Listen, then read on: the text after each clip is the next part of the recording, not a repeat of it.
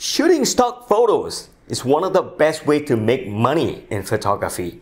And in this lesson, which was broadcasted not too long ago in my premium courses, I thought to share with everybody on YouTube how good our premium courses are. So in this lesson, you learn how to shoot still life for stock photos without even using a backdrop, and then get stunning photos looking like this. So viewers, enjoy. And if you like what you learn, head on to my e-learning website and check out my premium courses, my e-learning courses, and at the same time, look at the certification programs that we have, which will train you how to start correctly as a photographer and guide you all the way to become a professional photographer. So viewers, enjoy this tutorial. So you're probably thinking that to get a black background, easy. Just go to the back there and put a black piece of paper, a mounting board, or black piece of cloth. That can work, but that is really not elegant. Because black paper or black cloth is not exactly black. You will see the texture. Or if you get like the right way to do black is to use the black of shadow where no light hits it. So the trick to this is not to put anything at the back. Just go to this diagonal corner and put about at least 2 meters. This is 1 meter.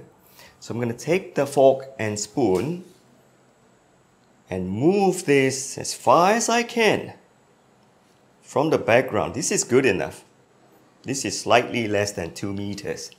So this is 1 meter, and this is about 1.5 meters. Now let's learn to set up the flash. Pull this flash to be just right below, slightly to the front of this fork now. So I'm going to go down and show you how I do this. Mount this, make sure you lock this, right, and point this flash up. So you notice that this is here. The flash is about 20 centimeters to the back, and this is what I do to the head. I flip it a bit here because I do not want it to hit the bottom. So I'm going to set the flash power to, I wouldn't know. I'll just go low, 1/4. And then the zoom, I don't need to light up the background anymore. I just need this part of light here and I need the flag here. So I'm just going to come here and set this zoom to as high as I can. 200 may work. So a power of 1/4 and a zoom of 200. I need the light to be very spotted. And then flip this to S1. So once this is done, I'm going to go up there and figure out where to put the flag and the camera settings. Whenever I know that I need to do a black background, completely low-key shot, I will do a few things. My ISO will go as low as I can, which is ISO 200. If you can go 100 is even better. And my F number will go as high as I can, one stop lower than the maximum F number that my lens can do. This lens can do F22. Don't go 22, go one stop down, which is F16. The higher the number, the darker the shot will be. And that's it. I will increase my shutter speed to almost breaking the sync speed. And I know this camera breaks the sync speed at 1/250th of a second. So it's 200, 200, F16. Now here's what I do. Put this flash here and take a flag. We don't need a big flag. Just hold this here. Make sure that it can hit this flash and boom.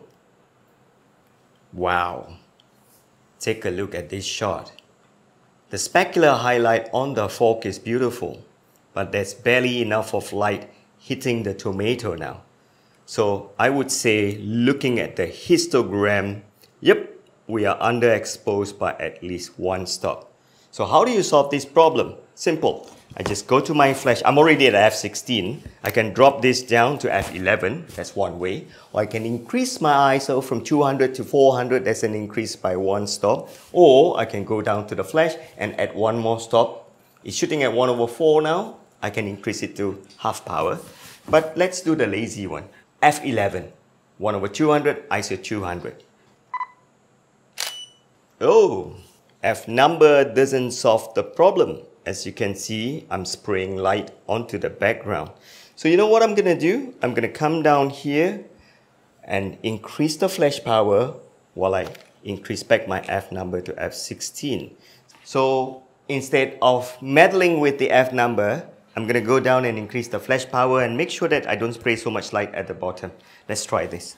So zoom of 200, increase the flash power to 1/2. Right, so I'm going to tilt the flash head up a little bit. That way it won't end up hitting the background. And focus on the tomato, boom, take that shot. Ooh, exquisitely done. Now go creative a little bit. Boil a little bit of spaghetti and twirl it on the fork and put some parsley there. And this is what I got now. I got Michelle to style this up.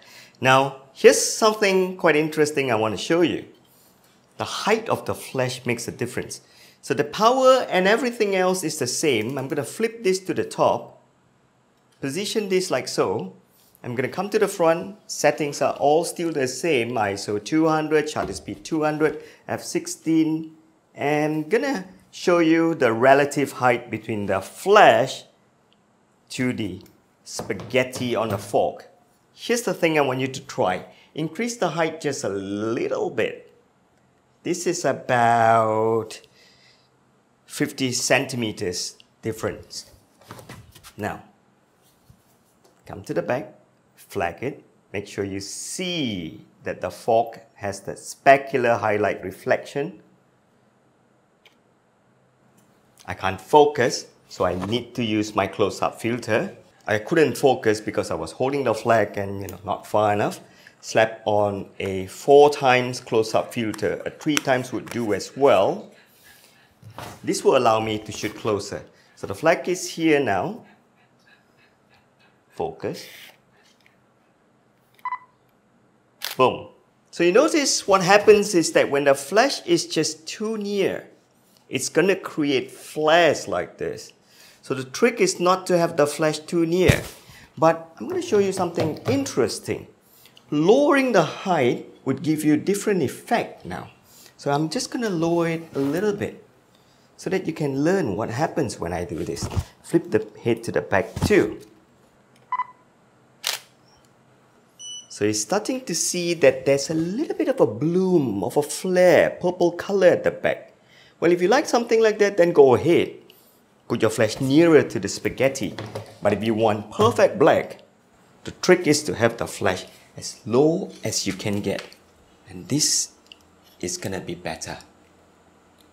Just so. And then do this. So I'm gonna pull this flash closer a little bit. Move your cardboard so you know if you're getting the specular highlight. So that's perfect. You can see it on the reflection here if you're doing it correctly. Okay. So look through the viewfinder of your camera and start moving this. Boom. There you go. The height of the flash is vital. Nearer, you're going to get flare. Further down, you're going to get cleaner shot. So if you adjust it to a specific height, you might even get a nice little bloom or purple color just right before here if you like this. But here's my advice. The point is, once you get the lighting all set up, change different styling. Put a tomato, put a lime, put a twirl of spaghetti, put anything that you can think of. That way, you can start selling this picture on stock agencies like dreamstime.com. Or you can post it on Pexels, or you can head on to Adobe Stock. This is how you make money by working from home. So remember, the height of the flash and the angle of the flash is important. If it is too high, it's going to give you a flare. And with that, we end this lesson of how you can shoot with one light and get very black background without using paper or cloth. And in the subsequent lesson, you learn to get any background that you like. We're going to use green screen, chroma replacement. I'll see you in the next lesson. And if you like what you learned today, don't forget, head onto my e-learning website and check out the lessons that we have there. I hope I get your support. I'll see you soon.